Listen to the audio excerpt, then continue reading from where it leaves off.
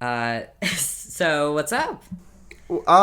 It's fucking sweaty. Yeah. I have done so much sweating into my um I got my tits done 10 months ago. Sure.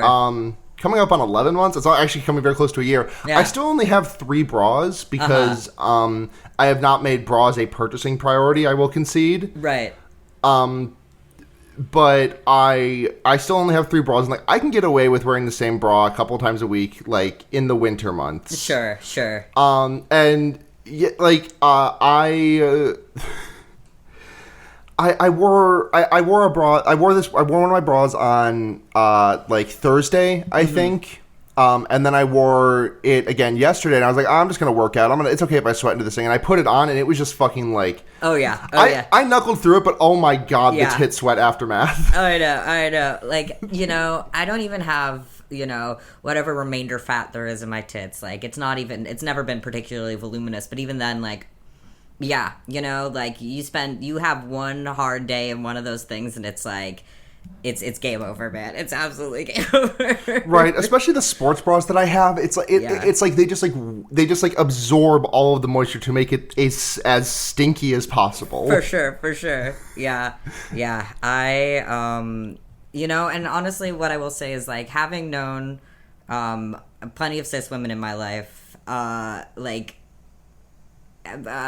yeah, a lot of them it's like I need more bras. I only have 3. That seems to be like a universal gendered experience. Yeah, this is the thing. This is the thing. Yeah, I've got my gay little sports bras, and those get me through most of what I need. Yeah, exactly. Like I don't have any bras that like I don't have any bras that, like I need to get like a front clasp that like really like flaunts my shit. For Because sure. like the sports bras, they do listen. I don't look.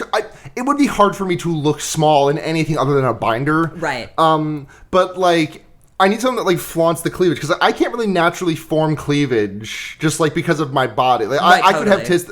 I could have tits that are like 3 times as big as they are right now, and I would still struggle to form cleavage just because of like the way Totally. that they're structured. Exactly, yeah. So I need to get one of those front claspers. But the thing you may not know, the thing you listeners may not be aware of the fact that I am fucking wide. Sure. I am thick. I am just like not like I am fat to be clear, but I'm also just fucking like even if I went down to like whatever the perfect BMI, Sure. two completely fictional concepts. Sure. Even if I went down to that, like I would still have like a fucking barrel that I'd have to fit a bra on. Yeah, It is just so hard to. proportions. Yeah. It is so hard to find shit for me. No, yeah, yeah. Even like for people like whatever that are more narrow but still have like weird proportions, like their ribs are a little too wide for their boob size, Right. Yep. Like that it's impossible. It's just Like, impossible. like I thought back when I was shopping for boy clothes, I really thought I had it rough because I was like, man, because like I describe myself as fat, but I'm as a person I'm kind of like in the middle zone where it's like I think I would feel like I'm not exactly skinny, but I'm not exactly like fat either. You've got a stocky I describe build. myself as such, but because I feel like I get lumped in as, and Sure. like it's an easier, but like because there's really no like middleweight term. Yeah, But yeah. But like when I was young, I would be like, I can't go to the big and tall store because it's for people that are either big or big and tall. But I was just kind of tall. Right. You No weren't big, enough to be, yeah. no significant big to speak of, and I thought that was like my big hassle. Like I can't really, it's harder to find clothes, but like I could find stuff, and now it's just like no. Oh yeah, fucking, yeah. Women's clothes is 1 million times, like all clothes are impossible, but women's clothes are 1 million times more impossible. like thrift shopping makes me want to die. Oh, I'm sure. Yeah, because there's very few options. Right. Right. It's like Because like people my size that can afford it are getting shit bespokely made. Sorry for talking over me cracking open a fresh can of Monter. you gotta have that juice. Gotta have the juice. Because I feel like it has to be like either bespoke or like very hard. It's in very high demand, so it's very unlikely that I will be lucky enough to find something on the shelves that will Right. fit me Right. in any meaningful capacity. Right. No, of course, totally. And you don't want to cheap out on clothes either. So, it's just this sort of like, yeah, no, I completely understand. And I hope you're able to locate your bespoke bra of your dreams, basically. Yeah, I really would love to find this. Yes, no, I'm sure. Yeah, it's rough out there. It's absolutely rough out there. Yeah, we're getting through it though. We're getting through it. Oh, absolutely. Yeah, this movie felt particularly appropriate for the thing I did directly after it, which is clean out a bunch of like horrifying Tupperwares full of like they've been sitting in my car. They're from work, whatever. And just like you're not cleaning out your work Tupperwares. You know what? I there's like 5 that I do, but I had like 4 sitting in my back of my car that I was like, I have enough going on rotation that I don't need to, but I'm like, but they were scary to me. That's the main reason why I didn't, because I let them sit in there for too long, and then they were too scary, and then they just kept getting scarier. You understand? Yes, I absolutely understand. How long had they been in there? Oh, Lord knows. I would say it's approaching months probably at this point. This is terrifying. You like in cleaning those out, you probably killed something that was alive. I know. I like literally put on my rubber gloves and like a face mask and everything because I'm like, I'm not getting any sort of diseases from this. And it looked like I was like, this looks just like the horror movie that I just watched moments ago. Oh my god, no, but just a nice little button on that whole experience. Yeah. Just nasty. No, totally. Oh my god, yeah. So, look, nobody is legally allowed to judge me because I'm the best and I'm perfect. That's right. That's right. But yeah, shall we get into it? Let's. Yeah.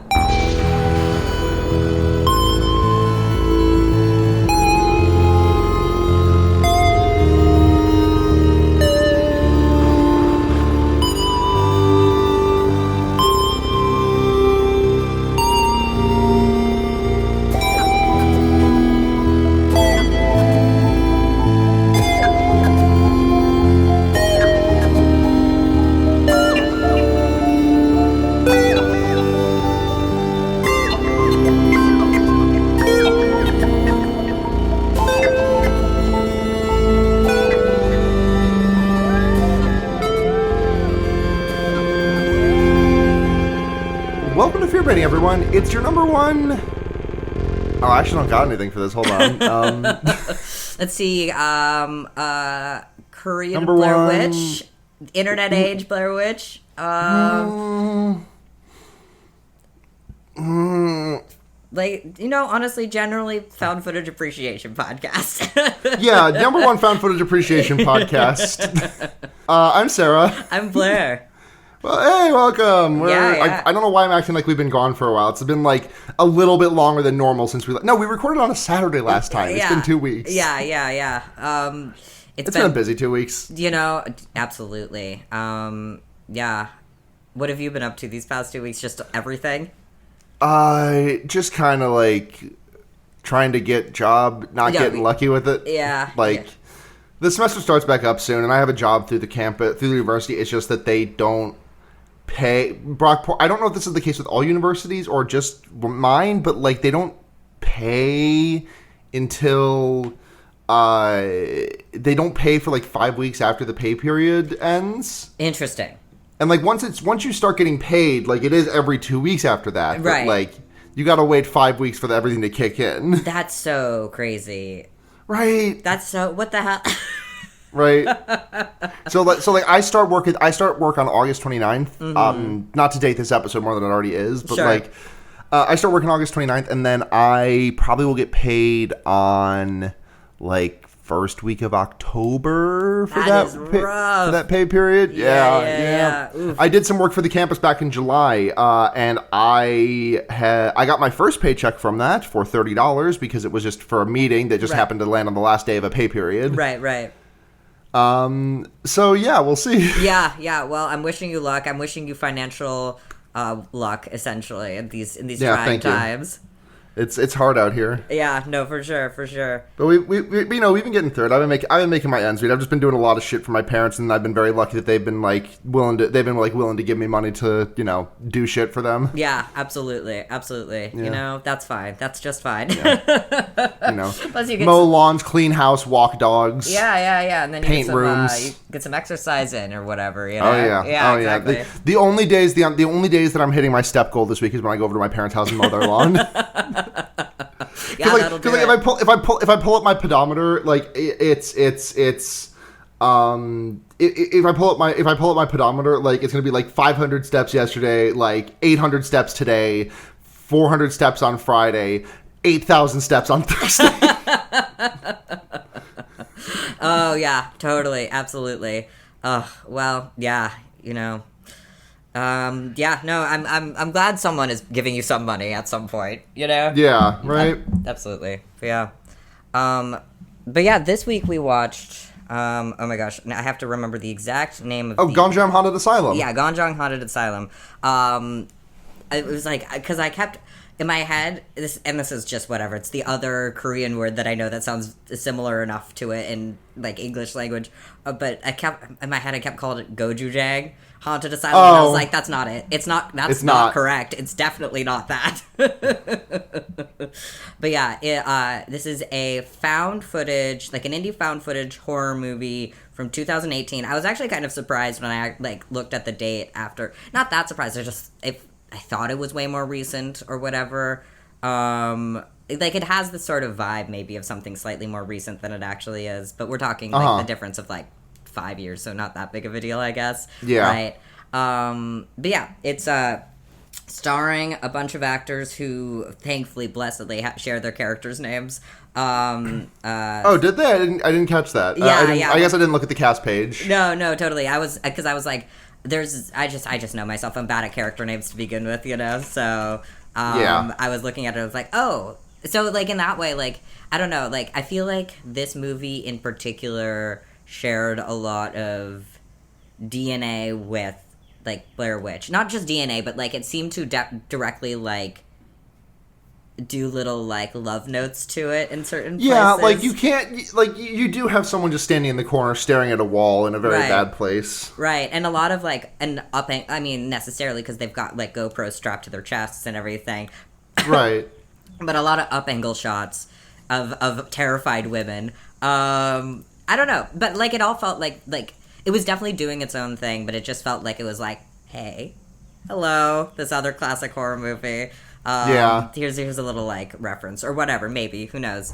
But yeah, it's about a live streamed exploration of a haunted asylum. I'm sure you have a little sentence recap thing of that. No, but I've seen this movie. I watched this movie 3 times now, so I can just give it a quick rundown. Totally. Which is that content creator for the YouTube/Twitch horror website, Horror Times, Hajun is content creator for the Twitch/YouTube hybrid knockoff website that doesn't exist called Horror Times. Right. Hajun is setting off with a group of other various UrbEx and ghost hunting YouTubers or horror timesers, I guess you would call it. Yeah.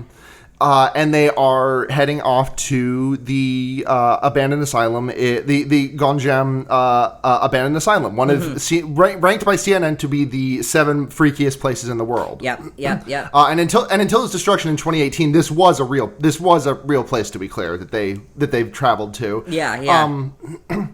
When they get into the building, it is revealed that 2 of the people that Hajun is working with are people that he has he is particularly in cahoots with to scare the other 4 members to generate the best live stream possible. He wants to get 1 million views. Right. And then and it's just a bunch of manufactured scares with the 2 guys on the out in the field acting like they're scared while the other 4 are actually really scared. Totally. And then eventually some non-planned scares start happening, and then it just kind of all goes to shit. Everyone dies. Everything goes awful. They don't explain a fucking. I really don't have a way to talk about the end of this movie because after a certain point, it's just kind of a bunch of scary things happen and no real plot or anything, which I love, to be clear. The complete lack of explanation about anything here is great. And then everyone dies. Yeah, exactly. Yeah. The sort of conceit of like why it's haunted is like there was this like highly like regarded like director of the like mental institute asylum-y thing, and then a bunch of her patients like had like there was like a series of mass suicides or mass deaths or whatever disappearances, right? And then like they all died and then they couldn't find her. She disappeared. Right, and I think that I like about this is that there's like a couple of things that are proposed as to what happened, right? But none of it is like confirmed. Exactly. Yeah, it's just this big mystery, basically. Right, and I also think that it's I think that like we're gonna get into the movie bit by bit, but like I think the thing that's very interesting about this is that like I think with a lot of like because this a found footage horror movie of ghost hunters going into an asylum. This is there's a dime a dozen of these. There's Grave Encounters. There's Session 9 is not found footage, but it's similar. Right. Totally. But like so much of it is very often around the fear of like what was done to the patients, if that makes sense. Yes. Where it's like the fucked up like sort of like a spectacle of these awful places. But I think in this one it's like you obviously cannot divorce like the context of an asylum from an asylum. Like right. You can't separate those things. But I feel like when I go into something like Grave Encounters or Session 9 or I'm forgetting. I know we've covered other titles that have this like core conceit. For sure. It feels like, whoa, the patients in here were fucking crazy, and now they died, and they're gonna, and like the whole conceit for everything kind of seems to fall by the wayside, and to just, hey, a bunch of fucking scary ass shit's gonna happen. And I think that like they make a real strong decision to not fucking explain dick. Like, we don't know, we don't understand what happens or what caused this or anything, and it's just like staring us dead in the eye and not explaining shit. It's not like, oh, there was this one patient who went so crazy and killed like 80 people, right? Or anything outside of like the, like I said, you can't divorce this entirely, but it is interesting how separate it is from that compared to other ones of these that I've seen. Yeah, it is interesting because it feels as though there may be some sort of logic, but we're just not privy to it in a way that I think is like, I think it works. I think it completely works because I don't really like. It's not that I don't want to know, but it's more that like I'm still scared without knowing. Like it's still absolutely like it's still terrifying regardless of what the reason is. I watched this movie last night. I'd seen this movie before. I watched it last year with my friend Morg, and I spent most of the runtime just like clinging to him in terror. I know. And then this time I was going into it, and I got to like the. Because like the first 45 minutes or so is like before the actual ghosts start like getting in the mix, and I'm like watching. I'm watching it with Neve. She's like cuddled up next to me, and I'm like thinking to myself like, I mean, I'm enjoying this, but like maybe it's not as scary as I remember it being. And then like as soon as like the script flips, it's just like I was gripping her like. It was so crazy because sometimes I feel like I spoil horror movie experiences because I like tend to watch them in the daytime, because that's like whatever. It just sometimes it just ends up being the time that's convenient for me to watch them. But like, oh man, I'm trying to remember what the specific. Oh no, I remember now. But like, yeah, it's near the end. We'll get there.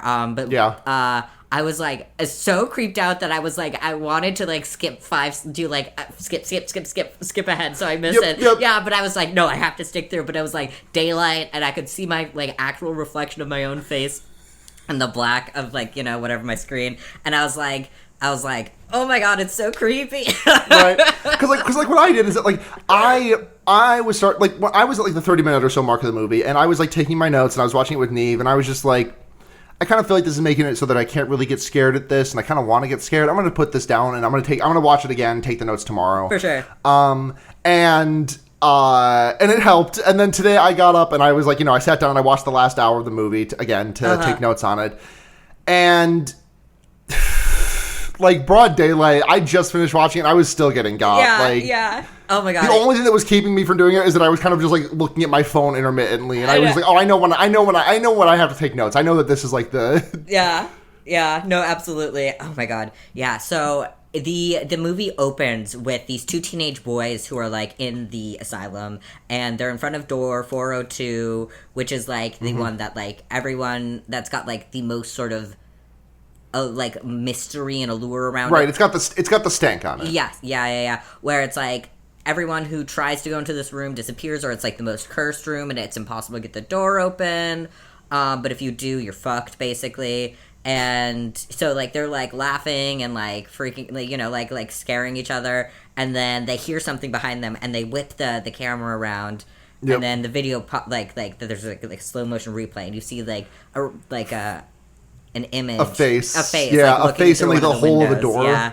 And it, like, like stutters like frame, yeah. And then like zoom, like just like crash zooms in, or not crash in. That's not a crash zoom. I don't know what the word is, but it's just like a very like, just like a completely unedited zoom. Like you said, apply zoom to this and then stop editing. Yeah. And this happens multiple times in the movie because it's like the production happening, and it makes me laugh every fucking time. No, for sure.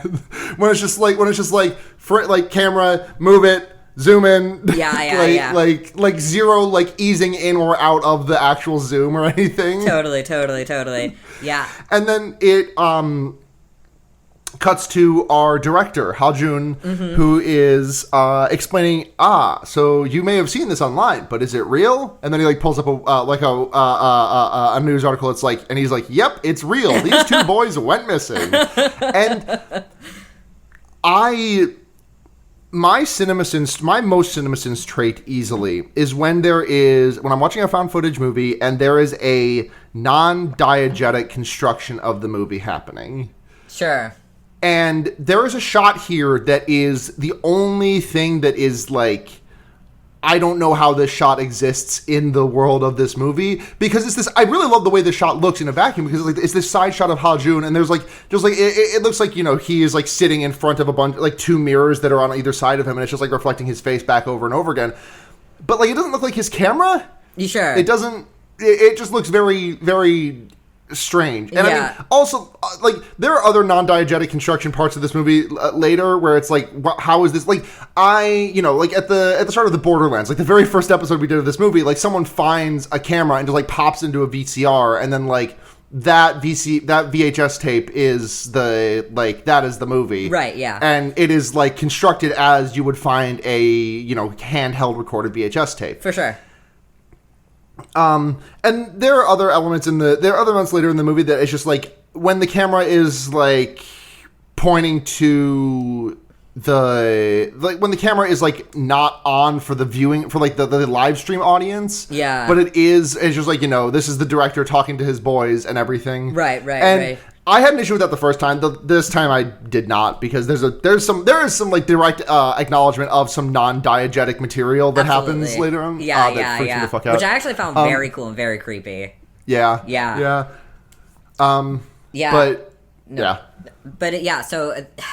So his whole thing is like he's gonna construct a little team. They meet up one by one. Yep. At a cafe or whatever, and yep. We meet our friends. We meet Ahyeon, Jihyun, Sungwook, Sunghoon, Ha-Jun, and Jaeyoon and Charlotte. Yes. Whenever Charlotte is interesting, because like she is mixing English into her like when she talks. Yeah. And I like, from what I can tell, that is like sort of her like thing as a content creator, where she is like, you know, speaking English and Korean, mixing the two in. For sure. And it is just I obviously do not speak Korean. I do not know what like a native Korean accent sounds like. So I do not know if like maybe the way that she speaks Korean has a very strong American accent or something. Sure. But whenever she switches to English, it is so jarring and funny. It's like that. Have you ever seen that old Kamen Rider video of a guy just like flawlessly switching between like perfectly spoken Japanese and perfectly spoken English, and he's like in the movie theater, he's like, Dareda Kamen Rider stronger. 俺は Kamen Rider strongest. Kamen Rider stronger. 彼が stronger なら俺は strongest というところか。I'm not familiar with the clip, but I do get the gist. Yes. It's just so fucking good. I love it. Yeah. It is. It's very interesting because sometimes it's not like translated directly. So I'm like, where is the English from that sentence going, and what is it? Yeah. But that whatever. It's fine. It's an interesting little quirk because she's this international like sort of like because she's been to 3 of. It's funny how like the CNN like 7 freakiest places is like a real benchmark that they use. Because like later on, Haljun asks Charlotte, so what of the CNN 7 freakiest places have you been to? And she's like, the Isle of the Dolls in I don't remember somewhere in Mexico. I think. Yes, there somewhere in Mexico, and the Akihabara Forest. In Japan. Right. And it's just very funny to me. That is like the governing body of like the freakiest places. As if it's actually like everyone in the industry knows this is exactly correct, obviously. Right. Yeah. Right. It's their Michelin. Yeah, exactly. I don't know. I found all the characters to be like just the perfect amount of like charming and disposable. Do you know what I mean? That for a horror movie. Yeah. There's a lot of just like very fun like cracks at YouTubers in this that I just like I just very much enjoy. Right. Like it's I mean, Haljun is just chasing the views. He like endangers his crew for the sake of, getting big YouTube views. Right. Sorry, getting big horror times views. Yeah. But like so it's three women and 4 men, though one of the like Hajun is going to be staying behind in his little tent, so he won't be on the little exploration. But it's like it takes us 30 minutes to actually get to the asylum, which I really love the slow burn in this. Same, it's like there's so much like the daytime stuff is just like it's just a little bit like they just do a lot. They just like lay a lot of groundwork. They set up some stuff. They set up a bunch of stuff that gets paid off later. Like everyone who sees the ghost here's a ping pong ball. Yep. They like explain like, oh, we're doing this because some bad boys did an illegal racing stunt, so now we have to do this shit live. Yeah, exactly. And then they start doing like cherry tomato stunts in the bar. Yep. Yeah, so they have a big like party, like pre-whatever party at a completely empty restaurant bar, whatever. Then they go ahead and hit the road. They're in a bus. They are like arguing who is going to open the cursed door. Actually, open door 402. Yeah. Because one of the characters. Jaeyoon. Jaeyoon is his. Jaeyoon. Yeah, is. He's very scared. He's like, I'm not scared. No, I'm like totally cool. I'm not scared. But he's very scared, and they like spin one of the GoPro cameras on a little like roulette wheel, and it lands on him, and so he has to open it. He's like, "There's not funny, guys. Come on, someone touched it. Someone rigged this," and then it cuts to the front, and Hajun's like, "Oh, horror times doesn't work. Doesn't run like that. We don't do that shit." Yeah, which is also like, hey, he's maybe not. But yeah, so they are. There's a complete like completely stone useless scene. And I say this with absolute love for its presence in the movie. But there's like they go to one of the I don't know. This is I've always heard this referred to as the blob. I don't know if you're familiar if that means anything to other people. That may have been just like a family colloquialism. But it's like this thing that is like an inflatable thing that goes out on the water, and it is like intentionally partially deflated. It's like a like a long like just like a kind of looks like a fucking. What are the fucking long donuts? I can't remember the name of a... Oh, yeah. It looks like a fucking long john, but like partially deflated. So like someone goes out to the end and like sits on it, and all like the rest of it causing the rest of it to deflate. And then someone like jumps on the other end and like launches them into the water. Yes, yeah. You ever been on one of those things? I've not, because when they were introduced to me, I was already like past me being interested in that sort of thrill ride. I was like, I don't like swimming and I don't like roller coasters, so I'm definitely not gonna like this. This is the I love those things. One time I did like get launched off of one of them and do like a full like from sitting I did a full a whole 360 degree front flip and then an extra 90 degrees to like land flat on my stomach in the water. Yeah. Yeah, it's completely pointless. Does not add anything to the story, but it's great. I love seeing them like get launched on their little GoPros. Yeah, so it's like framed as like a sort of like thing they do traditionally, and I think it is this sort of like trust bonding exercise almost. Or like, you know, so it's like we're gonna have like a lot of intense fun all at once, so we feel like we know each other really well, so we can rely on each other on the shoot, whatever.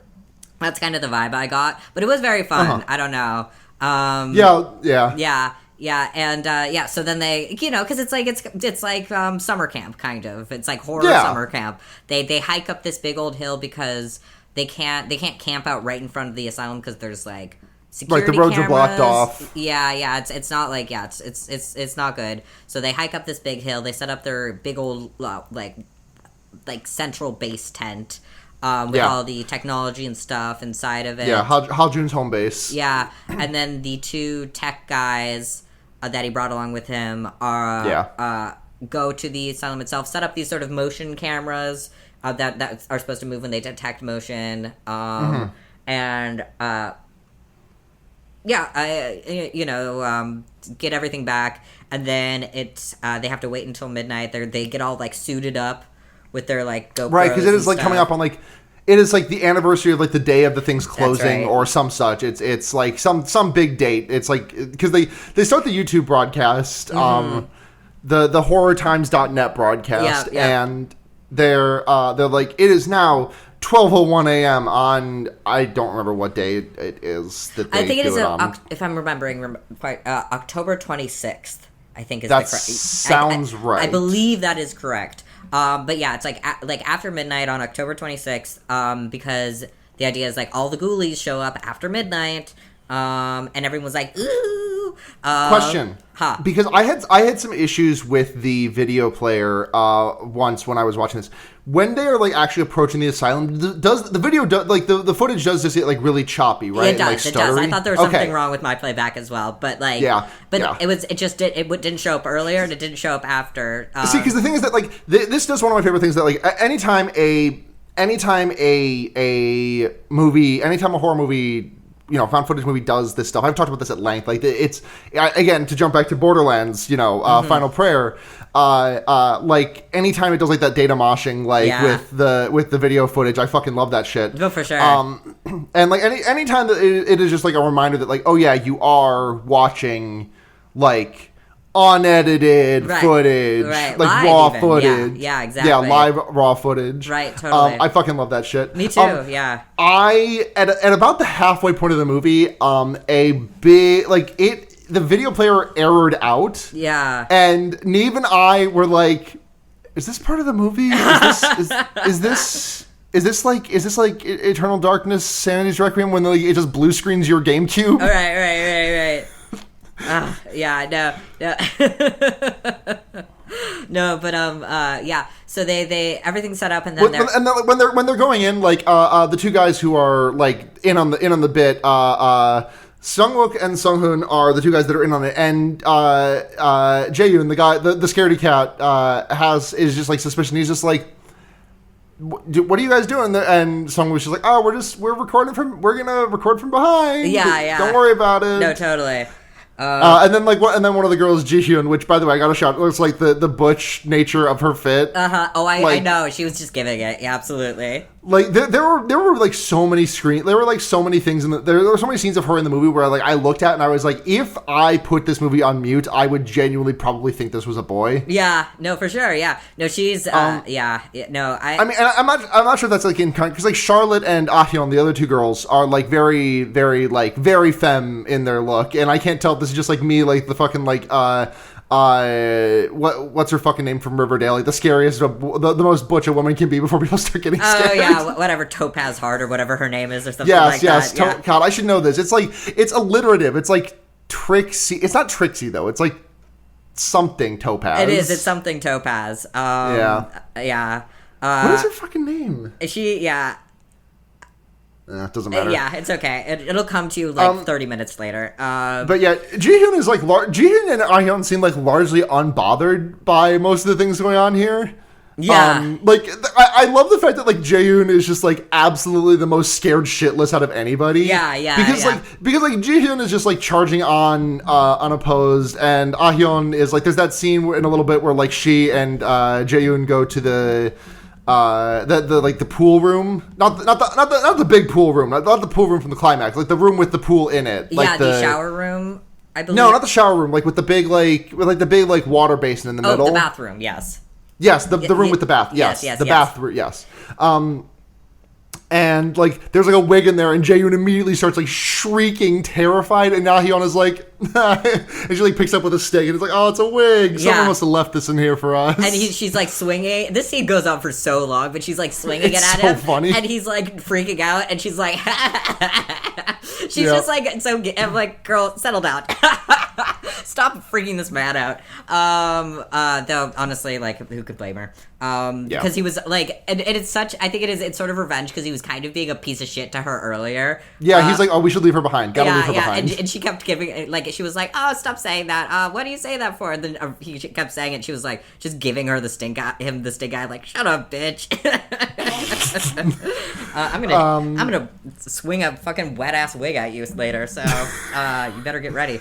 One more thing. As they're approaching it, they find a pair of girls underwear. Yeah, like, and they're just like, well, I guess we can tie this to the tree for a landmark later. Haha, that'd be funny. Yeah. I mean, it's gonna come back, and it does. But it's still like, I don't know. It's just interesting. The sort of, I feel like it does really perfectly balance the mix of like light jovialness with like real terror. Right? Yeah. Like, it never feels like there's a tonal problem. It just feels like people think they're having a good time until they're not, Yeah, absolutely. Right. And it's very fun that, like, people think they're having a good time until they're not, and it, like, there's like a double that, because, like, the people who are in on it are having a good time till much later in the movie, and then they're not. Yeah. And the people who aren't in on it are having a good time up until things start going freaky once they go in the building. They're inside they're like just outside the building. It says like, enter and you will die. And beneath that, there's a graffiti that says, fuck it. Yeah. There's a bunch of graffiti that becomes relevant, but yeah, there's, they split up into teams of 2, basically. Well, they don't split for a little while, I feel like, because they go inside the building and there's like that very evil, like, wide angle shot. Like, I'm sure there's like a technical term for it, but it's just like, you can see like all 3 walls at the same time. Right, yeah. Like, and it's like warping the camera around it. Yeah, it's a fish-eyesy, little fish-eyesy a little bit. Yeah. Yeah, like much wider. Right, yeah, totally. Yeah. But yeah, so they're doing like some setup, and they're like, they're setting up like a ghost trap with some water and stuff. Right. And we get this shot that we get the shot multiple times throughout the movie where it is just like them alone in like the top middle, like in the top center of the screen. Right. And like the rest of the screen is just black. Right. Yeah. And then like there's them in like a little itty bitty portion of the top middle of the screen. Totally. I kept having to turn I was trying to turn the brightness up higher and higher on my laptop because I was like, I can't see shit. But I mean, I'm sure that was very intentional. Yeah. But yeah, so they set out a little bit of holy water. And then a door slammed shut behind them, and I absolutely did not know the trick of this going in, but on the second watch, it's so fucking funny that Sung-wook is like, "This is real, everyone!" Yeah. Like, as the door slams shut behind him. I know, because I obviously didn't know either, but I was like, right. Everyone seems to be doing a pretty good job, except for this one guy. And then when you realized, I was like, oh, it's because he was acting like he was acting. Pretty good. Pretty sneaky. Yeah.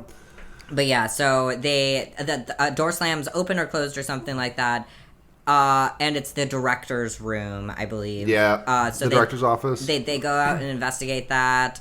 And like this is when we start getting like access to the like machinations that are at play here, because like while Ha-jun is in cahoots with Sung-wook and Sung-hoon, he is still like communicating with everyone else because you have to have a director. Like someone has to be directing. You can't just be letting like 6 people just like fuck around. Right. And so like we just hear Ha-Jun like chiming in over the beaker where it's like, oh, say your line. Oh, touch that. Like hold that up to the camera. Pan the camera over there. Totally. As they go into the director's office. And right. Yeah. Yeah, they find some old photos of the director, and they like one of her playing ping pong, and they're like, "Oh, that could explain the sound of the ping pong ball." That so everyone talks funny. About. Yeah. I could just never take that bit seriously. The ping pong ball. It's hard to take seriously, except for the part where it like the ping pong jump scare fucking got me like every time I watched this movie. I believe it. To me, it was just so silly inherently, but like honestly, I know what they're going for. And I imagine it worked for a lot of people. It probably would have worked for me if I was in a dark room at night as well. Yes. Know? Yeah. Yep. Yes. But there's a fun line where someone is like trying to find something smart to say, and they're just like, "Wow, seems like people read books back then." Yeah, because it's like the people who read, and it's like, wow, people who read books. Yeah. Yeah, and Charlotte's like, who said that? And they're like, Are you kidding me? That was the fucking president. Like, that was the last president's parent. Yeah, like, yeah. A bunch of references to Korean politics that I'm not aware of, but, you know. I have to imagine this would be, like, someone not, like someone our age not knowing that, like, George H.W. Bush was a president. Yeah, exactly. Oh, totally. But, yeah, so they... around this time is when they start splitting up into groups of 2. Yeah. We get the first as they split up, we get like this interspersed with Ha-Jun like doing on the fly editing, and it's very funny to see him like chop and screw like the door slam jump scare that started before, and just like him doing that live is just very fun. Yeah, totally. But yeah, Charlotte and Ji-Yoon, pair up, and Charlotte like graffitis her name, her like little username. Yeah, and she's like, "Hello, everyone." Yeah, she does it in front of. She's such a. Oh, I love her so much. She's so cute. Charlotte's so good. Above a little tiny other graffiti that says "Let's live" or what, something like that. Yeah. And she's like, "Ooh, creepy, scary, freaky deaky." And then they're like, "Ooh," you know, and. You know, they're just wandering around, and they end up in the laboratory. Laboratory, yes. And it's exploded, and Charlotte is like, "Oh, this is where my friend, she came here a couple of months ago and took a photo here. This is a real photo," and she holds it like this photo was like extremely photoshopped, right? It looked very, yes. Like the person in the picture like looks as though like completely different lighting, completely non-natural lighting in the room that's going on. Yeah. And she was like, "Ooh, it's the spirit photo. You can see the wispy ghosts." Ooh. Yep.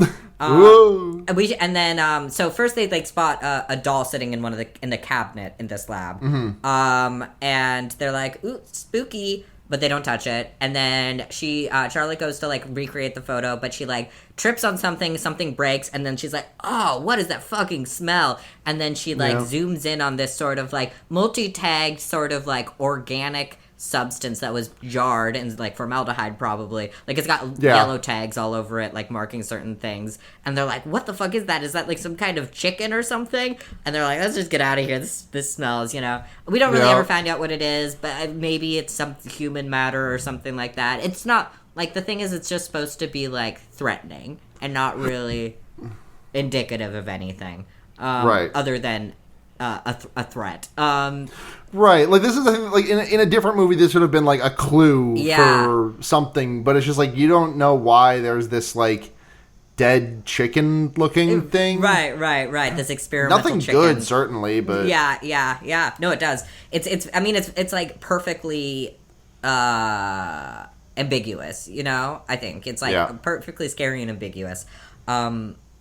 Then we get to Jaeyoon and Ayeon investigating the third floor. Right. And they find like a dead bird skeleton. Yeah, and he freaks out. He is not having a good time. He's so stiff and cold, and he's like, "What do I say?" And she's just like, "Introduce the room. This is the third floor. Introduce the floor." And he's like, "Oh yeah, so we're on the third floor, and So let's go into this room, and then there's a dead. Let's go into the showers room, and there is this like it.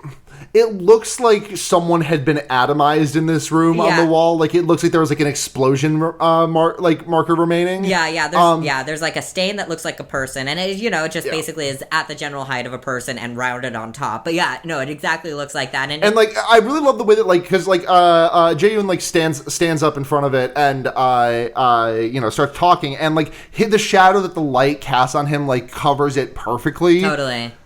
I think it's great. No, yeah. So they're like, and this is where the wig happens, where they find the wig in the pool room. Honestly, I would have freaked out too, because it does fully look like a corpse, a human head. Yeah, it fully does. It's very, very scary. I would not have been brave enough to touch it. I would just been like, No, and the thing is that like, what is? Because like it's on something. And Ayeon, like, picks up the wig and is like, haha, it's just a wig. But what was it on? Hey, why was there a wig? I mean, she's like, it was probably just a joke made by someone. Fair enough. Yeah, but what the fuck was it? I think this wig is, like, this is something that, like, Hajun and the other two, like, left. Totally. This was supposed to be a scare or something. Or entirely possible that it was just, like, left by someone else. Yeah. No, but I like your theory, too, because it does it, like, it's like... It's so specifically very creepy and threatening. Yeah, and so that's a whole rigmarole, and then they're like we go to Ji-hyun and Charlotte outside the door 402, right? Yeah, and then they're like kind of talking. They're like basically doing a little teaser for what their climax of the stream is going to be. That's like, so we're going to open this door later. It's very haunted. No one's ever successfully been able to, or documented to be successfully able to open it yet. So here, and then they run a little clip of someone trying, and they're like, see? I was Sungwook, like, trying so fucking hard to open it. He's, like, kicking the door. He's, like, trying to pry it open, like, banging on it. It's this movie is really funny. It is. And she's like, see, look, it's really hard. But we're going to do a little ritual downstairs, to call out the spirits, and then we're going to try. Coming soon. Yep. And so then they go down and we cut to Hajun briefly to inform us that they are at 55,000 views and climbing. Yeah, so in the background throughout this entire movie, we are cutting to Hajun he was watching the stream, managing the stream, and like paying real close attention to the amount of views, like eyeballs that are on it. And so but they go down to the director's room. They set up a little, like, there are 2 candles, some incense, a little, like, what do they call it? But it's a piece of talisman. A talisman, yeah. It's a piece of paper with some writing on it. And they've also strung, it looks extremely cool, strung up a bunch of, like, red string with bells on it. All of this is in order to, like, call out spirits. And they have... Sungwook has a really funny line here where he is like, I would leave this room were it not for the I'm so scared I would leave this room were it not for the content that I have to make in here. I know. But they have Ayun do the ritual because she's the youngest. And, so they're just, like, sitting and waiting for a while. All the bells start jingle jangling. Yeah, first the candles get blown out, then the bells start Tony Topaz, that's her fucking name. What? Tony Topaz. Sorry. Go on. I knew it would come to you. It's like standing in the shower. Podcasting is equivalent to standing in the shower. And so they're all like, wah! And they run out of there. They're spooked, but not too spooked. They find the same doll either somewhere else in the same room that it was originally found, or in that room. I was doing laundry at the same time. So the sort of locations kind of started blending together a little bit. But, they find the doll where it wasn't originally again. Yeah. And this is, like, right after we get the first, like, inkling of, like, oh, there's something else going on here. Because we get Hajun's, like, tent set up and just, like, his... That's right. His little gas stove, like, randomly lights up. Yep. And then the power goes out. Yeah. And he, like, is like, oh, Jesus, fuck, I gotta go, like, power up the generator again. Like, he walks out of the room and then, like... only his computer whirs back to life. Nothing else is turning back on. Right, yeah. And he's like, I mean, I guess this is fine. Yeah. Okay. But yeah, then they go into the lab again. And then the doll's in a different location, and she's like, I swear to God it was somewhere else. And I don't remember if it was Seung-wook or Sung-hoon who picked up the doll. But Sung-wook is Sung-hoon is the camera guy mostly. Yeah. So and Sung-wook is doing most of the actual on-screen stuff, and he's just like he tries to goes to pick up the doll, and because Ha-jun does some live chopped and screwed editing, and it's the funny the weird the flat pan and zoom where it's zoom on the doll, zoom in, cut image, pull in patient image, zoom in on the patient image. It's the same doll. That patient had that doll. Whoa. Yeah.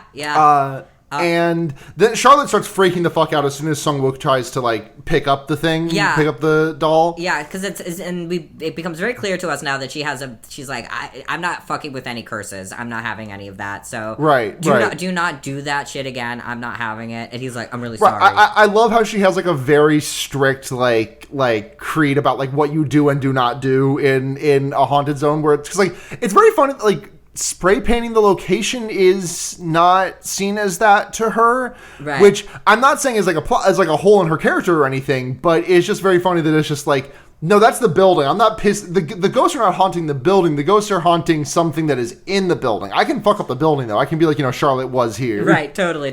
I think it is that, as well as she didn't think this place was haunted at all. She was just spooky. I think until they started. The doll moves. Yeah, well, that, and also when there was the bell started jangling, and when they were doing that ritual and stuff, and I think that she was like, oh no, and so so he's like, I'm real sorry, I won't do it again. Yeah, I'll be on my best behavior. And then they go to another room where there's a bunch of caskets lined up basically against the wall. Yeah. And Sung-hoon puts his arm in it, and it does. So at this point, we know that they're orchestrating things. It's been revealed to us because they've been having conversations with Ha-jun, and he's like, "Good job, guys! You really did it." And they're like, "Yeah." But so he reaches his arm inside of one of the casket, and to me it looked like he was acting as though he was being pulled forward. But he does seem pretty legitimately freaked out. I don't know, it's hard to tell. Yeah, no, he's pretty good at acting about this stuff. I think that he's genuinely pretty good at putting on a face. Totally. And then and you can tell that he's acting because of the way that he and Sung-hoon try and stop Ji-hyun from because Ji-hyun is okay, you already put your arm in there, that was scary, let me put my arm in there instead of you putting it in again, because that would be freaking. They're like, no, you can't, no, you can't, and then she's like, fucking back off, I got this. Yeah. And sticks her arm in there, and it waits 5-10 seconds, she's like, oh, there's no, and then she just yanked it, slammed against it. Yeah. And is trying so she cannot get herself free for a while. Yeah. And when she does, there's these massive claw marks down her arm. And then at this point, Charlotte's like, nope, I'm out of here. I'm not dealing with any of this bullshit. I've had enough. And Ji-hyun is like, yeah, me too. We're out of here. And so they're like, peace out. Well, all the doors start, the doors of these torture boxes creak open, and there's nothing in them. And then the camera it turns to Charlotte, and her scarf is being pulled up in the air by nothing. Yeah. And that's when everyone freaks out and runs away. And we cut to Jaeyoon and Ayeon, and it fucking kills me every time they cut to them, because they're just fucking contractors ugh, gotta grind through this door, trying to get through door 402, and they're screaming a bunch of monkeys down there. I don't know what's going on. And when Charlotte's running back, she passes her original graffiti, and instead of saying let's live, it says let's die, and she's like, fuck that extremely, I'm not having any of this. And then Ji-hyun is like, so they leave completely, and Ji-hyun's okay, so but I know you're all freaked out and stuff, but we're leaving, so it'll be fine, we just need to keep going. Just gotta finish this. Yeah. So, like, you know, things are interspersed with other things, you know, but probably at this point, like, Charlotte and Jiyeon are trying to run back to base camp and just trying to get the fuck out of here. Hajun talks to his boys here, and Sungwook is like, hey, did that actually say let's live before? Did that change? And Hajun, like, staring directly at the footage of, like, that. It said let's live, and now it says let's die. He's like, no, of course it fucking didn't. Yeah. What are you, stupid? You know, the second I learned that they were, like, the movie tells us that like, Hajun is, like, fucking with them, and these guys are fucking with them. I'm like, you guys are fucked. You guys are absolutely toast. You are toast. You are not getting out of here alive. None of you are. You are fucked, absolutely. And, I mean, I was right, but, you know, like, it's one of those things. Like, don't lie about ghosts, or else ghosts will come for you. Right, yep. The funny Hajun trying to, like, explain what happened in the collective care room with the torture boxes was so funny, because he was like, because they're like, what the fuck pulled Jihyun's arm in there? And he's like, I think she was catching on to us. I think she was faking it to go along with the bit. Yeah. Does not address, like, the doors all opening on their own. Right. Or the you know, and then they're like, okay, what about Charlotte's scarf? And he's like, was there, like, a draft? And, like, we're fucking underground. Right. We're sealed underground, you dumb piece of shit. There could not have been a breeze. Yeah. And he was like, don't worry about it. Don't worry about it. It's fine. Yeah, he's like, just listen. Let's get this done. We're so close. We're at 300,000 views. Yeah. And so, like, those two start, like, negotiating with each other. Like, we need to ask for, like, 20% more. And they do that. And he's like, Hajun is like, yeah, sure, whatever. Like, you know, whatever. Yeah. It's just so long as you guys stay there. So Charlotte and Jiyeon are running through the forest at that point, and they find the little marker of their... Yeah, the underwear marker. Yep, and they're like, awesome, great, fabulous, we're doing great. We just need to keep going. We know where we are. We're not that far. We're almost there. Yep. And so they keep going, and, you know, very Blair Witchian. They end up, and it, like, cuts away from from them for a bit, right, and then we'll go back to them briefly, just because this is one of my favorite scares in the movie here, totally. because Hajun is like in his little editing bay, just like. And he's, like, looking over the footage of, like, when everyone ran out of the fucking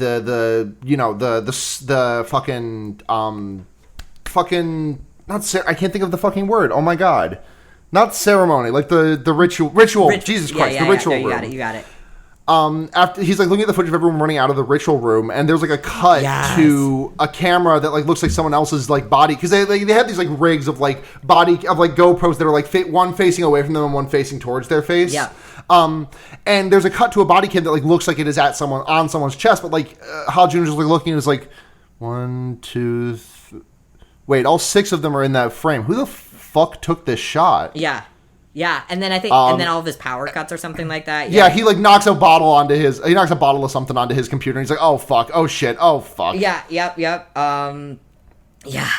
dude, he's fucked. He's so fucked. This is when Sungwook and Sunghun, they go check out the shower room again, and there's like a scary wheelchair, and, like, they're very scared, and at this point, it's like, these two are the ones who are in on the bit, so, like, that's not something that was set up by them or Hajun. Yeah, because they're in the shower room, and then they hear a bang in the supply closet. They go in the supply closet. They see, so they're in a new room. They see a wheelchair slowly roll, and then they're like, what the fuck? The door slams behind them, and they're like, what the fuck? And then they turn around.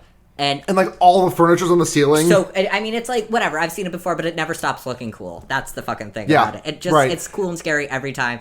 And not only that, everything falls to the floor, and then things start flying all over. Flying around, yep. And they start, like, hitting them, you know? And there's, like, a great, like, POV shot of, like, of Sungwook's, like, chest cam that is, like, facing out. And, like, there's just, like, this, like, heavy-ass looking thing that just comes flying directly at it. And he's, like the camera just, like, falls over, and we see Sunghun, like, over him, like, Sungwook.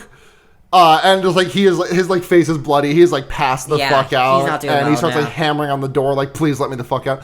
And, like, the one thing I dislike about one of the few things I dislike about this movie is that, like, I cannot find wheelchairs scary anymore. Oh, like, no. Even setting aside, like, the fact of, like, you know, the ableist nature of using them as, like, a horror device, right. It's just, like, I've seen it a billion times at this point, and, like, it is a punchline. Like, it is to me, like, seeing a wheelchair in a found footage movie or seeing a wheelchair in a horror movie is like, it elicits the same response as like seeing a tumbleweed in like a Wild West scene in a contemporary thing. Where it's like, oh, it just feels like a cute reference more than like anything that could actually like instill like a sense of, you know, the tumbleweed is meant to instill the sense of like, oh, there's nothing happening right here. We are just like tense and holding still. The wheelchair is meant to instill a sense of fear, but it's just like, I've seen that so many fucking times. And also, like, in real life, also I just have friends that use wheelchairs are not scary. No. Just leave them behind. No, I get it. Though so I don't know. Like, the thing is like, to be clear, I love this scene. Like, the wheelchair is like a small thing because like when everything's up on the ceiling and everything starts flying around, that fucking rules. Yeah. It's just, yeah. I think they do not overuse the wheelchair. They're like, Grave Encounters overuses the wheelchair for sure. Yes, that's the movie that I'm thinking of. Yep. But yeah, I think in this movie specifically, like, yes, it's like, ooh, it's creepy asylum stuff, but it's also like an easy thing that's in, like, associated with hospitals that's on wheels. And you know? Yeah. I mean, it could also be a gurney, though, is the other thing. Yeah. You know? Right. No, I get it, because it's like, it is so, like, I don't know, it's not overused in this context, but it's overused in every other context that it's still exhausting to see, you know? Yeah. Like, yeah, it is used sparingly, but it's like just not a thing that I am interested in seeing. Totally. It's you're totally right. It is the fucking tumbleweed of horror movies. Sun Hyun gets pulled out. I think he gets like yanked out of that room. And there's a lot of people who get suddenly yanked out. And look, it's a cheap movie. It's an easy way to get rid of a person. So I believe we cut back to Jiyeon and Charlotte at this point, and they're like, they make a loop, and they see the thing, and they, you know, it's another Blair Witch moment, you know, kind of. It's like, oh my god, we've got in a circle, how is that possible? And then, but, you know, up the ante, or, you know, the ante is upped, rather, and because they're like, wait, hold on, what's that smell? They look on the floor, and the ground of the chicken corpse is just, but it's, and then the flashlight pans around, and it's just like littered with like stuff from the laboratory, like as if they never actually left the asylum at all, you know, like and Charlotte, and then like Charlotte's like, Jiyeon, hold on, what's going on? And then she's just standing there. Jiyeon is with their back to her, and Charlotte like goes up to her, and then we cut to that GoPro directly in front of her face cam, and she looks like a corpse. She's just like totally make-upped into a corpse, and then her eyes pop open, they're black, and it's like all black all over, and she just starts doing like the worst pussy eating noises you've ever heard in your life. She's just like mumbling nonsense, basically, like just like, and then Charlotte starts getting yanked up by her scarf thing, like her hair is being lifted up, the light in front of her face just keeps getting brighter and brighter and brighter until like she's able to like get out of it, and she just like bolts. She's like running towards, she's like, fuck this, I am going back to the camp. I need back to the tent. And she goes to the tent, and she opens the tent, and she's like, it's just this huge room. Yes. And this scene, this is the part that I was like, oh my god, this is so creepy. This is the scariest thing, because like the scariest thing in the world to me is to move a camera slowly. Oh yeah, and I feel like it's moved slowly, and like the flashlight is so limited in range as well.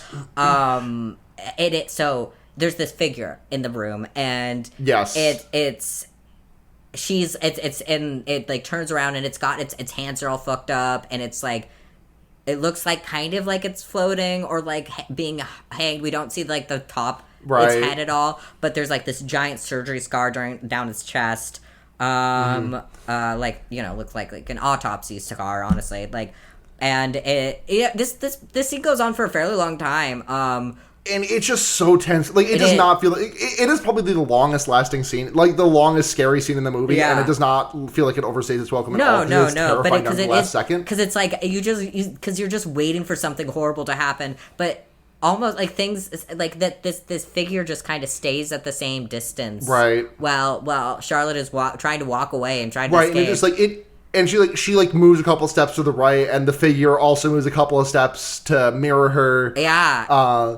And one of the most evil things this movie does, I think, where it's like, typically in a movie, like, if you have a close-up of a character's face and their eyes go in a certain direction, the typical thing a movie will do is, like, the camera will cut to...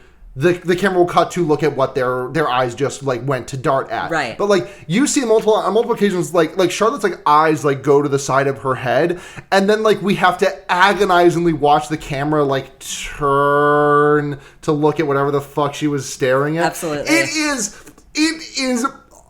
It kills me. No, same. It is absolutely. Physically it is, like, active, like, oh my God.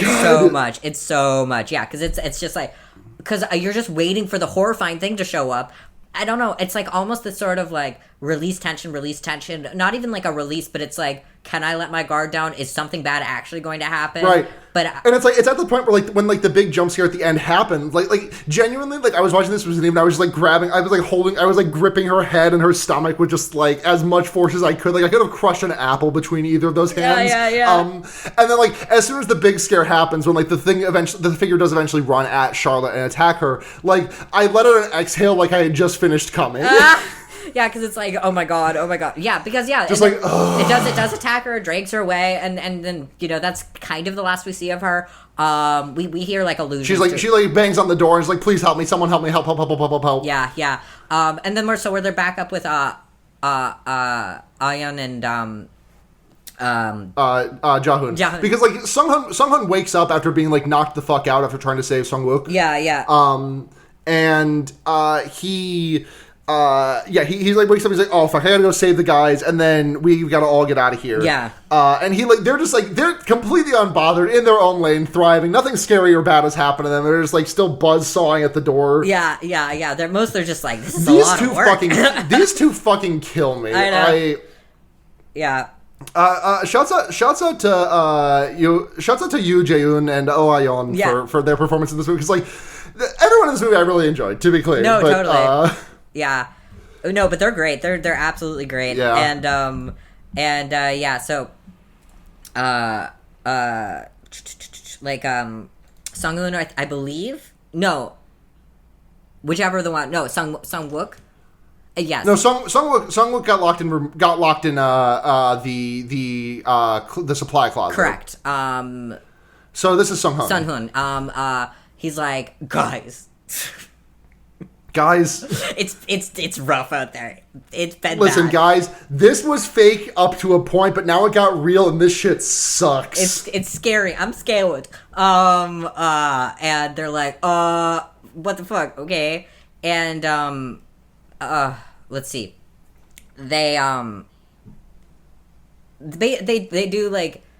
They're trying to get into that room because they hear banging on the other side of the door suddenly, and they're trying to get into the room. Right, because it's Charlotte's banging from when she is getting exploded by the. Yeah, and then I'm trying to remember. Because this is where the ping pong jump scare happens. Yes, it is. And this is also when Hajun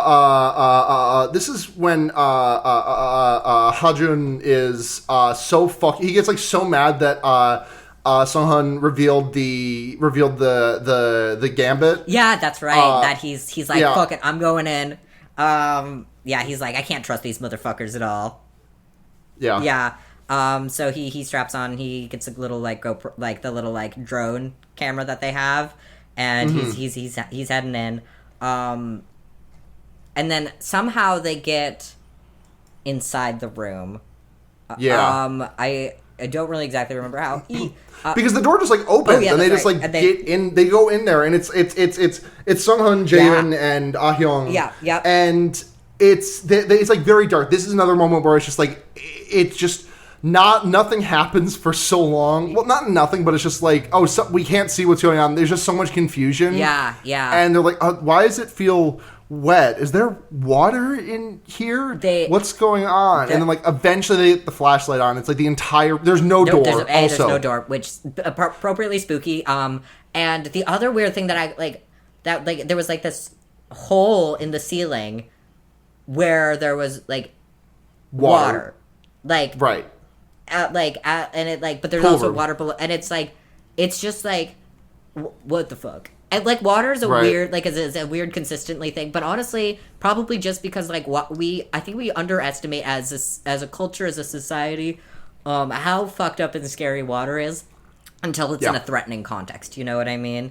Yeah. Mm-hmm. Because, like, there's bad water that we don't want to be around. And... Don't go in that deep water. That bad water. Or even just shallow water that looks like it's, like, full of, like disease, you know? Yeah. It's... The door just disappearing is just so scary. Agreed. Just, like, because there... in Rochester, there are these old abandoned water towers. I mean, not...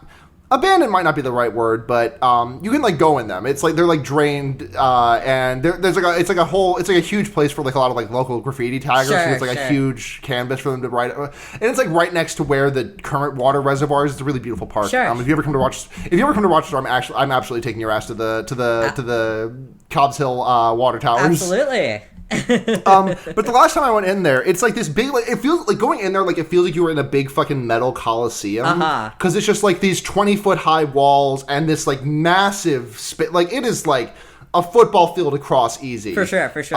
Like, diameter wise. Right. And I'm just, like, standing in the middle of that. I'm, like, looking back and, like, like, the door kind of, like, blends in a little bit when you're on the inside. Like, the entryway kind of blends in a little bit when you're in there. And, like I know that the entry will not disappear on me. Like, I know I'm not, like, a fucking sim. I'm not, like, the ladder's not going to disappear out of the pool. The door is not going to disappear on me. But I'm just sitting there, I'm like, man, if that door disappeared on me, if that entry would disappear, I would be so fucked. I can't, there's, like, 20-foot high walls. I can't climb that. Yeah. And they're, like, smooth, you know? Yeah. Oh my god. Yeah. No, but I think it works. It's always very threatening when the door fucking disappears, because it's like, well, we're outside of our normal expected plane of existence, you know? Reality is not what it was. Like, it's not reliable anymore. No, it's not. So they've got this sort of nighttime camera, the green stuff, and they, like...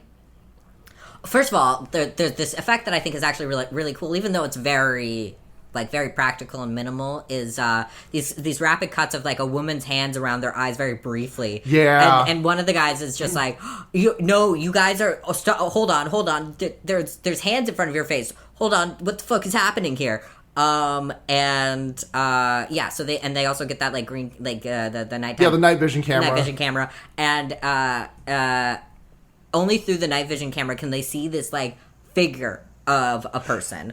And it's like this. I think she's wearing, like, a schoolgirl outfit, or it looks something like that. Yeah. And it, like, it's another one of those things where, like, it slowly pans, and, like, you can see in the background in the dark, like, you can see that far before. You can see, like, the outline of something far before, like, the light of the camera actually trains on it, and it's like. And doesn't move or nothing happens, and, like, it cuts away to something else, and then they put the camera down because they're very scared, and then, like, they pull the camera back up, and, like, it's this, they're closer now. Yeah. Closer, and then again vanishes, and then again right behind you. And then there's there's a chorus of, like, I'm assuming, like, former Asylum people there. Which I guess I have to slightly recant my earlier statements about, like, the Asylum people not exactly being a source of the horror, but it's like, you know, way less than other iterations of the same thing. Yeah. Like, they're really just, like, possibly as divorced from that concept as you can get while still using the Asylum concept. You know, like, this is the plot of this movie is such that the fact that it was an asylum kind of has very little to do with the scariness. Right. It's really more the fact that this derelict building is very haunted, you know? It could have been a very, very haunted warehouse, you know? But and I think that's the right way to do it. If you're going to do... Because let's be honest, like, a derelict asylum is going to be creepy because it's a derelict building, you know? Yes. Yeah. And so if they're not being, like, oh my god, these people are crazy, and just being like, oh, a bunch of death happened here, and that's got bad vibes. Something bad happened. It's not good. You're fucked. Yeah. I think it really does. Like it doesn't really give a shit about the fact that this was even a hospital. Really, you know. Yeah. Right. So in that way, I'm like, you know what? Like an asylum is still like whatever, but at least you weren't as ableist as you possibly could have been. Right. Yeah. So all three of them get got by the hands. Absolutely. Yes. Mm-hmm. Their eyes go black, and the hands get them, and they're done. Yeah. It's over. Yeah. We cut to Hajun, who is like, he's like, God. Hajun, like, when he is walking up to the asylum, he sees, like, something, like, waving and looking out the window at him, and he's like, what the fuck is that? I know. I, like, rewound a couple times to see if I could figure out what it was. I have no idea, though, but it was just, So, remember when he goes into the asylum and looks out the window and sees himself outside the asylum? Oh, yeah. Oh, my God, yeah. That's so cool. Yeah. Right? I only realized what that was, like, 20 minutes ago. That is so, Ooh, that's goosebumps. Right? Ooh, that's heebie-jeebies. Like, one of my favorite... I really love this... I think I really love about this movie is that, like, they show you a thing that is scary, and you have no way of knowing that it is scary until later. I know. Like that shot that no one... Like one camera shot that no one was there to, like, take. Yeah, because you don't even think about it at the time. You're focused on other things. Yeah. Oh, right. No, that is... And it's creepy because it's like... He was already fucked. He was going to die. He was just being played with at that point, you know? Right. His soul was already fucking condemned. And then he goes into room 402 and like picks up the night vision camera, and like a ghost like hovers behind him until it's like back to back with him, and we only see it like its like feet moving into frame. And it like slowly like rotates around, and like he picks up the camera and like flips the little screen around to like look at it himself. Yeah. And there is just a horrible looking face, and the things that like as is always the case, the thing that you've invented in your head is infinitely scarier than whatever they can show you. Right. The thing that they show you is not very good to look at. To be clear, it's very, but it's to me it's like. If you've interacted with any K or J horror, you know, like stylistically, you've seen this face. You've seen this face before, yes. Yeah. But you know, and then Hajun gets fucking got, and the drone camera that we didn't mention, he like launched the drone camera, and it just like crashes to the ground outside. Yep. And then it cuts to like all these still filming cameras. And then is this when Sung-wook like wakes up and gets launched into room 402 at the very end? I think so. Yeah. Because like he like wakes up and is like strapped into one of the wheelchairs, and just like right. it just starts wheeling down the hallway into room 402. And we see door slam shut, faces in the sort of windows of the other rooms. Yeah, like at the very start of the movie. Yep. And goes into room 402, door slams shut, and then that's the last we see of any of the main characters in the movie. We get those shots of like. Because like we get the shots, like we get like the bathing room, right? And like we see like for like half of a second, like we see like a figure like rising out of the water, and then we see just like the drapery that like covers the doorway like move as if something walked through it. Yeah. We cut to the shower room, and like all the showers go on at once. Yep. And then this eventually cuts back to the live stream, because we like get this camera view of like the live stream as like we are looking at someone's computer monitor, and it is like it's been at 500 views the whole time. It never crested even 1,000. Right. Because like, but despite what Hajun was seeing, or was if it's a live stream, they could have dipped back down. Is my other thought maybe? That's the thing, but like. You do not, like, when things like that happen, like, you do not dip down from nearly 1 million to 500. Fair. Yeah. Like, it's to me, the first time I watched this, I didn't definitely interpret it as, like, their views just went down after they revealed it was a hoax. Yeah. But, like, Wikipedia says that, like, it's revealed that, like, this is just,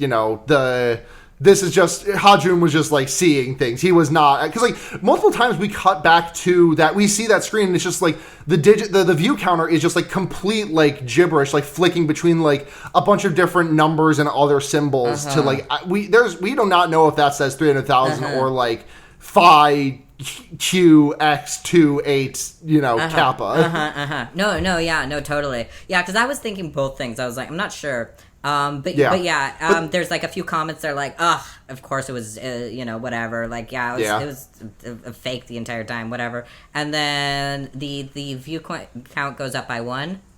And the two, like, figures of there's like... On the sidebars. Yeah, there's like, on the sidebars, there were like, the same parallel picture of like a woman sitting in a chair, like a little like electrical chair, like just a creepy picture. And they both stand up and they just sort of and then vanish.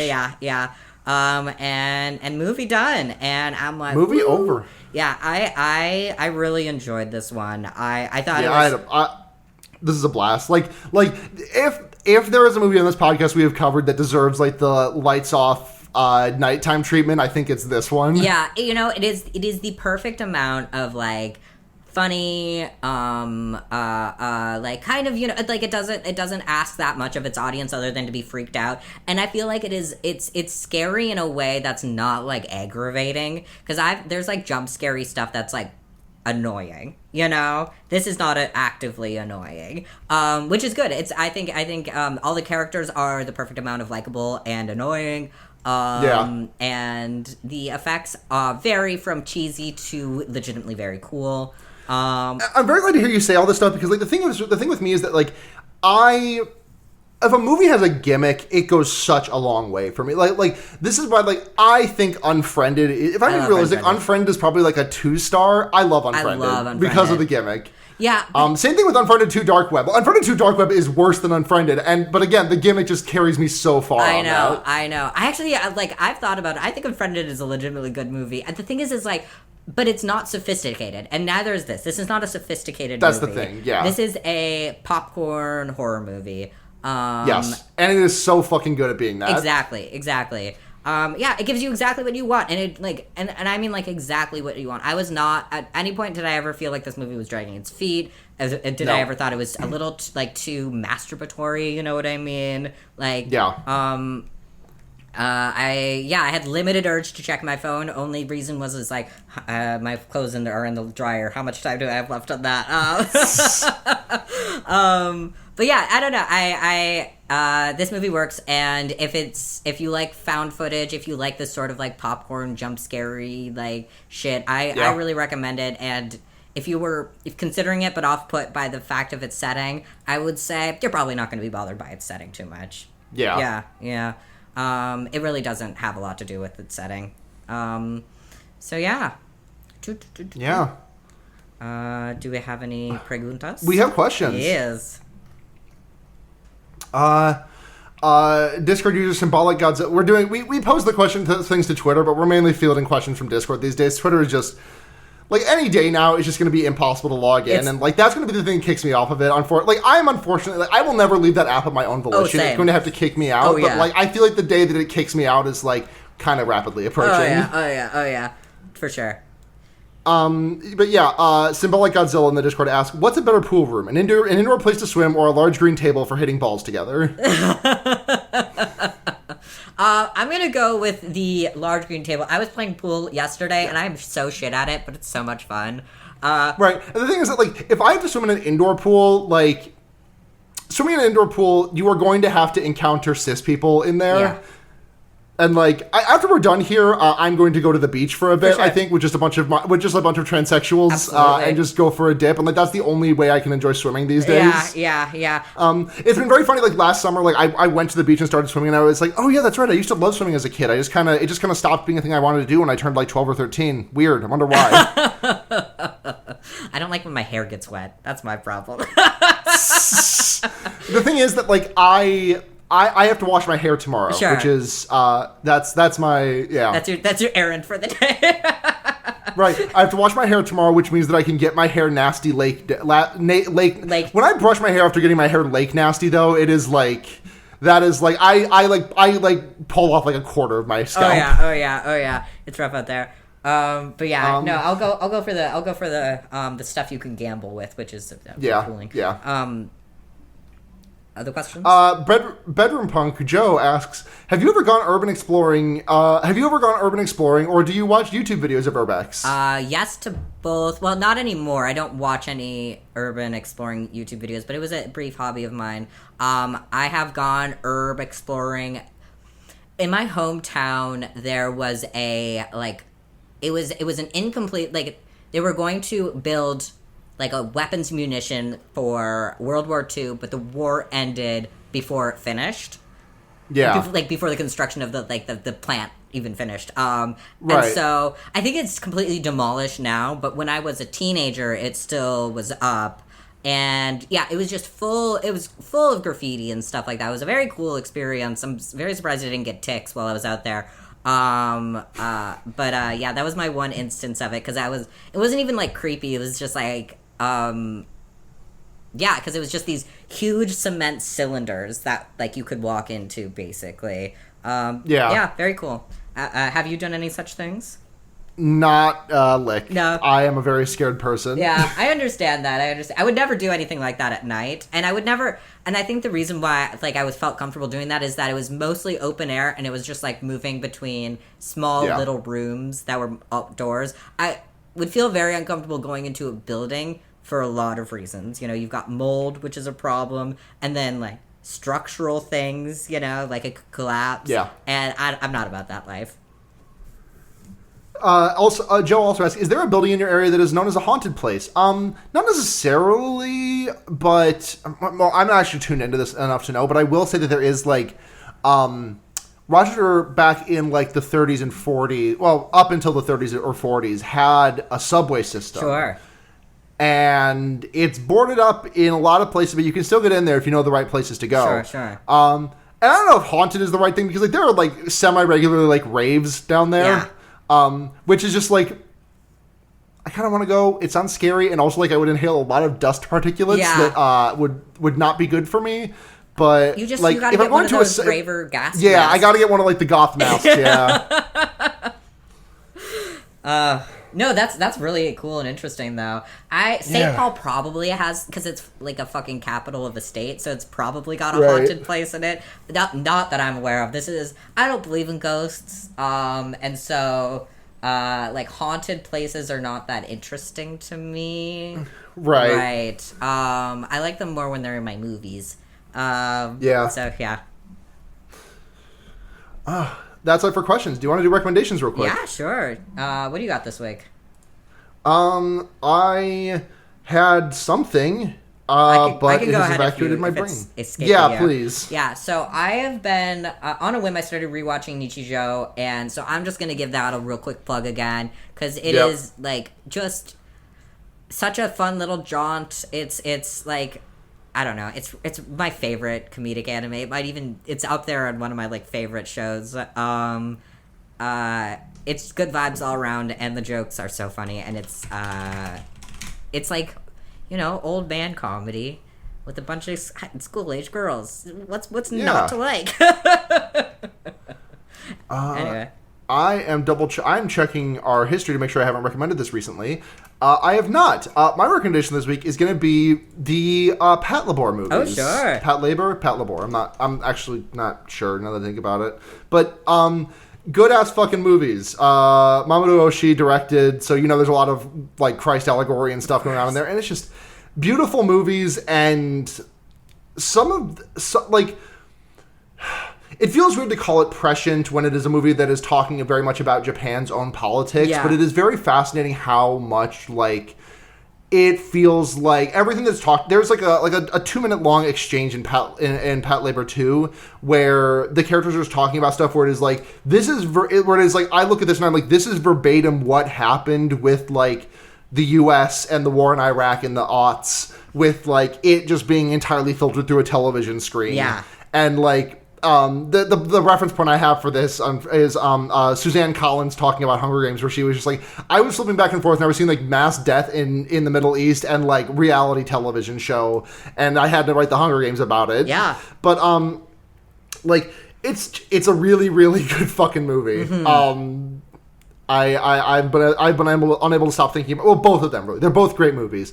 The first one is a bit more of a classic, like not maybe a classic robots movie, but like it's got about a lot more robots going on. Sure. But I love Patlabor too because it like there's a robots scene at the start of the movie, and then it's like an hour and 45 minutes of heady political drama, and then like a robot sequence for the last 15 minutes, and it fucking whips. That sounds great. Yeah. Yeah. Nice. Hell yeah. Well, thank you for listening, everybody. You can find us on Twitter at fearbaiting. You can find us anywhere you want at fearbaiting. Yep. Thank you to Noisepace.xyz for hosting us. Yes, and Matt GameCube, our podfather. Absolutely. Thank you. Listen to my other podcast, Special Grade Snacks, on the network, Jujutsu Kaisen. Absolutely. It's good. Absolutely. Check me out on Tumblr, chiesautonakas.tumblr.com. Yeah, check me out there too at blairkitch.tumblr.com. Hell yeah. Thank you to Seda for doing our People You Meet Outside of Bars for doing our intro and outro music. Yep, go to gaygothvibes.online for more of their shit. Thank you to Sarah for editing this episode this week. Happy to. You can also find me on Twitter for as long as that exists, at blairkitch. Also, do you have anything else you want to plug? No, that's it for me. Cool. Cool. But until next time, I'm Sarah. You sure are. I'm Blair. And remember, you can put a fucked up guy anywhere. Good night, everyone. See ya.